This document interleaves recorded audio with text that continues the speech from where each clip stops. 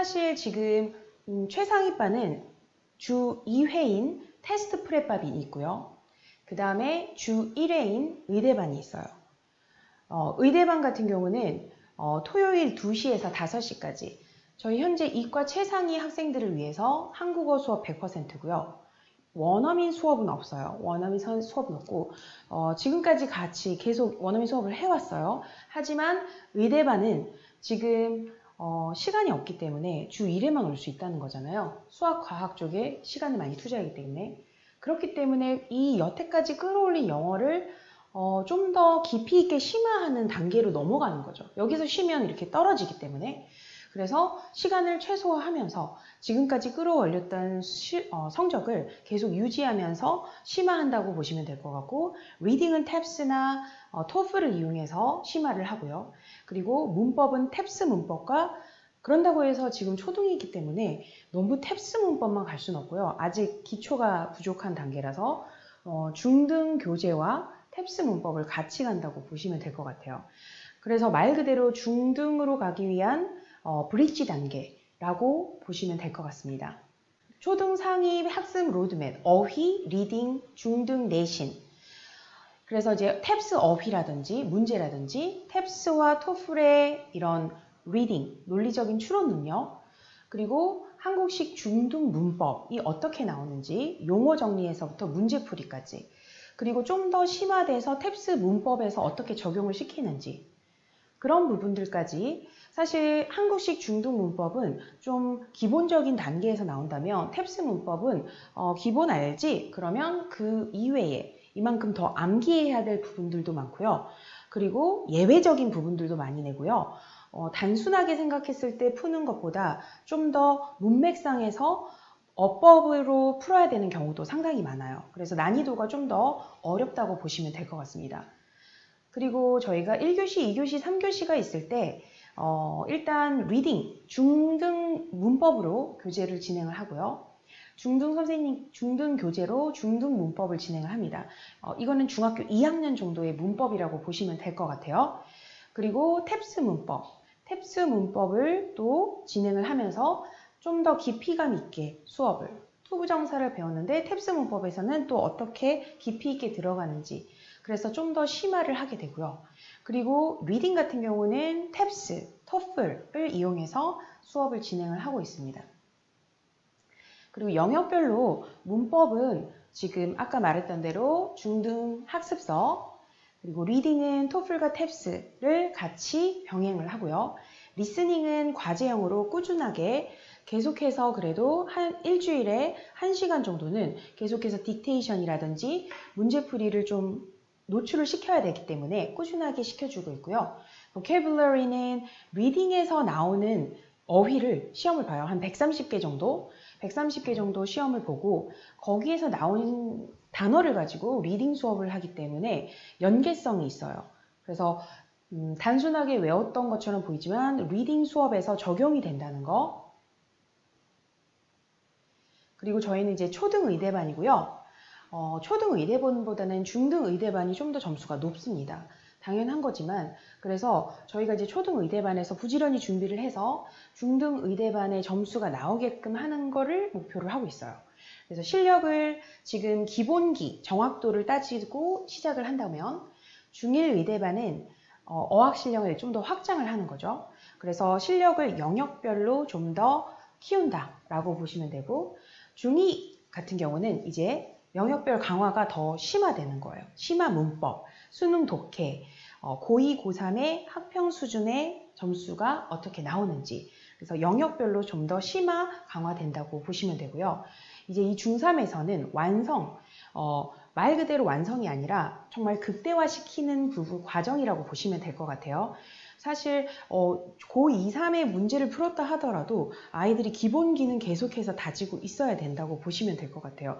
문법 2를 배웠으니까 문법 1은 나 문법 1도 배우고 문법 2도 배웠는데 그럼 2 배우니까 1은 안 배워도 되지, 이게 아니에요.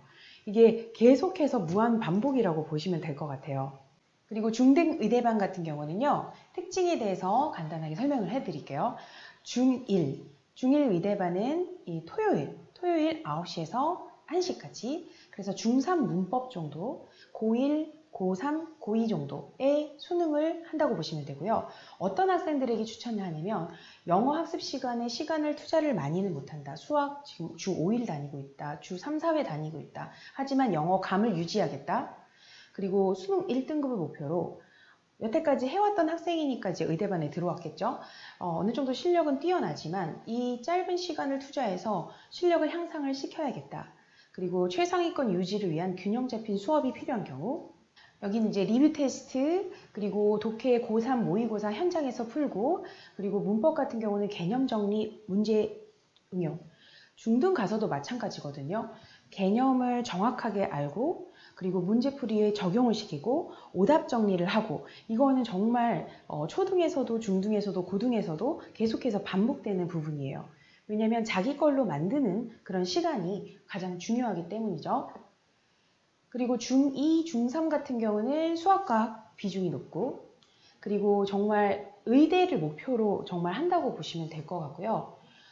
가장 높은 수준의 영어 학습을 목표로 한다고 보시면 되고, 휘문고, 단대부고, 숙명여고, 진선여고, 중대부고가 희망 고교인 학생들이 주로 모여 있다고 보시면 될 것 같아요. 그리고 이 정도 되면 아이들이 자기 주도적인 경우는 상당히 자기 주도적으로 하는 편이고요. 아이들이 알아서 하는 편이지만 그래도 혼자 하는 거랑 선생님이 입시 흐름에서 어떤 부분이 중요한지 방향을 알려주고 실제 시험에서 자주 나오는, 이게 훈련이 되었는지 안 되었는지 달라요. 미국에서 공부를 하다가 정말 우수한 실력이지만 토플이 몇 점이 나오고 영어적으로 디베이트를 나가지만 사실 현재 학교에서 시험을 보는 내신까지도 잘 보려면 어떻게 준비를 해줘야 되잖아요. 그 준비 시간이 필요하고 어떤 문제 유형이 나오는지 알고 있어야 되기 때문에 그런 정리하는 시간이 반드시 필요하거든요. 그리고 본격적으로 이제 심화 수업이 시작이 된다고 보시면 될 것 같습니다. 그리고 시간대는 토요일도 있고 일요일도 있고, 중2 의대반은 월금반, 화목반, 정규반도 진행을 하고 있기 때문에 좀 더 시간을 좀 쪼개서 올 수 있겠다라고 한다면 주 2회를 추천을 드리도록 할게요. 그리고 이제 중3 같은 경우는 어휘는 탭스, 그 다음에 고등 내신, 고등 심화. 이제 중3은 고등이라고 보시면 될 것 같아요. 그래서 독해 같은 경우도 고등, 고3 대수능 수준으로 준비를 하는 거죠. 그래서 그 전부터 탄탄하게 준비를 꾸준히 했던 학생들이 따라가서도 정말 일주일에 한 번 투자를 하고 일주일에 시간을 조금만 투자하고서도 유지를 할 수가 있는 거예요. 지금 아무것도 안 된 상태에서 하기는 힘들어요. 그리고 저는 제가 좀 어머니들께 말씀드리고 싶은 거는 학생들이 일단 초등에서 목표의식을 세웠으면 좋겠어요. 이게 정말 힘든 건데 목표의식을 세운다는 게 학생들이 솔직히 힘들어요. 너 꿈이 뭐니? 뭐가 되고 싶니? 그래도 의대요 하는 학생들은 목표가 좀 그래도 최종 목표가 있는 거죠. 대부분은 잘 모르겠다고 그래요. 근데 일단 그 장기 목표가 세우기 힘들다면 단기 목표부터 단어 패스, 그 다음에 뭐 3개월 후에, 6개월 후에는 이 레벨로 레벨업. 이렇게 단기 목표, 라이팅을 다음 학기에는 몇 점 이상 받기, 문법 테스트에서 패스하기. 이렇게 아이들에게 좀 구체적으로 3개월, 1개월, 일주일 안에 할 수 있는 목표를 세워주는 거예요. 그렇게 되다 보면 성취감이 쌓이면 이게 이 자신감이 단단해져요. 그랬을 때 자기가 어떤 위기가 오겠죠. 이렇게 어떤 멈추는 그런 상황이 올 거 아니에요. 그런 슬럼프가 왔을 때도 내가 그때 이렇게 힘들었는데 좀 더 이렇게 노력을 해봤더니 이겨냈었지 하면서 그런 경험들이 정말 중요한 것 같아요. 이런 경험들을 중고등학교 가서 하면 좀 더 힘들거든요. 그래서 저는 초등 때 와서 좀 울기도 하고 힘들어하기도 하고 자신감도 가졌다가 좀 겸손해졌기도 하다가 이 과정을 좀 알았으면 좋겠어요. 그리고 이제 고난이도 어휘나 중등 문법 내신을 준비를 해줘야 되거든요. 어휘도 이렇게 어려운 걸 배우나요? 라고 하는데 외우면 외울수록 늘어요. 시간이 단축됩니다. 외우는데. 그리고 주변 환경 분위기가 중요하기 때문에 학원 분위기라든지 학생들이 어떤 학생들이 모여서 공부하는지도 상당히 중요하거든요. 그래서 그런 분위기라든지 그리고 수학이나 과학이 되게 중요하잖아요. 과학은 사실 단기에 할 수도 있어요. 정말 밀도 있게 한다면 과학을 막 정말 이렇게 너무 막 말도 안 되게 하는 게 힘든 건 아닌데 제가 볼 때 상대적으로 수학이나 국어, 영어는 단기에 힘들어요. 정말로 힘들고 미리 준비한 학생과 안 한 학생은 차이가 생겨요. 그래서 일단 저는 수학, 영어, 국어 이 세 가지는 조금 빨리 시작하는 게 좋다고 생각을 하고요. 국어, 제가 이제 영어로 해석이 되는데 이게 문제풀이가 안 되는 경우가 있어요. 내가 이렇게 설명을 했는데 한국어에서 논리력이 약한 거예요. 이런 부분은 국어가 지금 안 되는구나 이렇게 얘기를 하거든요. 그래서 이런 국어적인 부분도 상당히 중요하고 앞뒤 문맥을 추론해내는 능력. 이걸 어떻게 기르죠? 이거 같은 경우는 책을 많이 읽는 학생은 정말 좀 약간 몸이 체득화되어 있긴 한데 그렇지 않은 케이스는 대부분이잖아요. 그럴 경우는 훈련을 해야죠. 문제풀이도 그냥 대충 읽고 딱 책 덮고 이런 내용이구나 끝 이게 아니라 이거에 대해서 다시 한번 내용을 상기시켜보고 이거에 관련된 전쟁이 있으면 그거에 대해서 한 번 더 찾아보고 점차 아이들이 좀 자기주도적으로 좀 더 찾아가는 그런 훈련을 시켜주면 좋을 것 같고요. 그리고 1차적으로는 문제풀이에서 나오는 문제 정도는 왜 이 빈칸에 이게 들어가는지 문장 삽입은 왜 이 C에 들어가야 되는지 B가 아니라 이런 것들을 문제를 풀면서 선생님이랑 같이 고민해보는 것 자체도 아이에겐 도움이 됩니다. 그래서 제가 처음에 배웠을 때 아이들 처음에 토플 문제를 풀렸을 때는 다 막 방향을 잃고 풀었었어요. 그런데 이걸 계속 풀다 보니까 아이들이 스스로 이렇게 풀어야겠다. 이런 내용이니까 이게 여기있구나. 이거를 좀 더 생각하면서 풀더라고요. 그리고 영어 노출을 꾸준하게 좀 속상한 게 수학이 너무 많다 보니까 아이들이 이제 영어를 쉬어야 되는 케이스가 있어요. 그런데 이게 영어 완성 단계가 아니기 때문에 저희 아이들이 영어를 조금만 쉬면 이게 정말 실력이 올라갈 때는 힘든 것 같은데 내려갈 때는 너무 속도가 빠르거든요. 그래서 영어 노출을 꾸준하게 그리고 잘하는 학생들도 방심을 하면 안 돼요. 그러니까 머리로 하는 게 좀 한계가 있거든요. 머리는 좋은데 계속 인풋을 넣지 않으면 이게 점수에서 어느 정도 시점에서는 좀 힘든 부분이 있고요. 노력을 계속 꾸준히 하다 보면은 이 부분에서 좀 힘든 과정은 있겠지만 반드시 발전이 있어요. 당연히 머리가 좋은 학생들이 계속 꾸준히 하고 있거든요. 그래서 저희가 뭔가 더 잘하는 학생들도 자기의 실력을 최대한 끌어올릴 수 있게끔 해주는 거. 그 다음에 약한 학생도 중간 정도 이상까지 끌어올리는 거, 최대치로. 이런 걸 자기 기준에서 좀 더 높인다고 보시면 될 것 같아요. 저희 초등학생들이 이제 감으로 많이 풀기 때문에 여기서 좀 정확도를 키우는 거. 이 과정이 좀 필요하고요. 그리고 다양한 유형을 풀어보는 거. 토플 리딩을 이용해서, 탭스 유형을 이용해서 하는 거. 그리고 사고력. IB 같은 경우가 지금 인터내셔널 바칼로레아라고 좀 더 지금 어떻게 보면 고교 학점제에 좀 부합하는, 취지에 부합하는 그런 수업이지만 저희 초등에서 약간 소설을 바탕으로 이 IB를 좀 만들었어요. 그래서 이거를 아이들이 소설을 읽고 끝내는 게 아니라 그럼 이 소설에서 너라면 어떻게 행동을 할까? 이렇게 학생들이 좀 발표를 할 수 있게끔 그리고 어떤 주제를 다시 섞어서 융합해서 그렇게 아이들의 사고력을 확장시킬 수 있는 그런 주 2회 수업에서는 원어 파트는 그렇게 진행을 한다고 보시면 될 것 같아요. 제일 중요한 건 현재 위치를 파악하고 그리고 영역별로 부족한 부분을 균형을 맞추는 거. 저희가 3개월마다 파이널 테스트가 있어서요. 이 시험은 취약점을 알아내기 위한 거예요. 다른 학생들에 비해서 평균은 이 정도 나왔는데 문법은 5점이 낮더라. 그러면 이제 이 학생은 이 부분에 좀 더 신경을 써서 3개월 동안 준비를 하는 거죠. 그래서 저희가 이제 계속해서 시험을 보고 있습니다. 신규생들은 시험을 보고 레벨이 어느 정도 나오는지, 그러면 내가 의대반에 가기 위해서, 테스트 프랩반에 가기 위해서는 어떤 정도의 수준인 건지, 그런 것들을 좀 파악하면 좋을 것 같아요.